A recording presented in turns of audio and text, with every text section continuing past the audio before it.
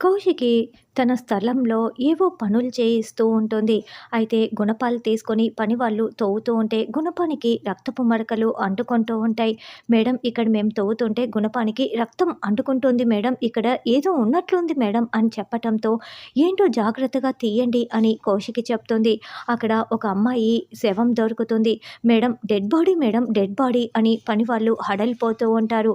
పోలీసులు వచ్చి అది ఎవరి డెడ్ బాడీ అని మొత్తం చెక్ చేస్తూ ఉంటారు. అప్పుడే ధాత్రి, కేదార్, సుధాకర్ కూడా అక్కడికి వస్తారు. ఏంటి వదిన మన స్థలంలో అమ్మాయి డెడ్ బాడీ ఇలా దొరకటం ఏంటి? ఎవరిది వదిన ఈ డెడ్ బాడీ అని ధాత్రి చాలా షాకింగ్‌గా ఆ డెడ్ బాడీని చూస్తూ అడుగుతూ ఉంటుంది. ఇది ఎవరి డెడ్ బాడీనో కాదు జగదాత్రి, సునీత డెడ్ బాడీ. నిన్న రమేష్ గారు వచ్చి చెప్పారు కదా, 2 రోజుల క్రితం నుండి సునీత కనిపించట్లేదని వాళ్ళ పేరెంట్స్ చెప్పారని.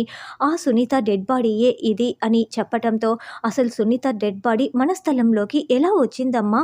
ఎవరు ఇదంతా చేస్తున్నారు అని సుధాకర్ అంటే, అదే బాబాయ్ నాకు కూడా అర్థం కావటం లేదు ఎవరు చేస్తున్నారో అని కౌశికి ఆలోచిస్తూ ఉంటుంది. చూడు కౌశికి, నీ మీద గెలిచే రోజు త్వరలోనే వస్తుంది. నేను నిన్ను ఓడిపోనిస్తాను.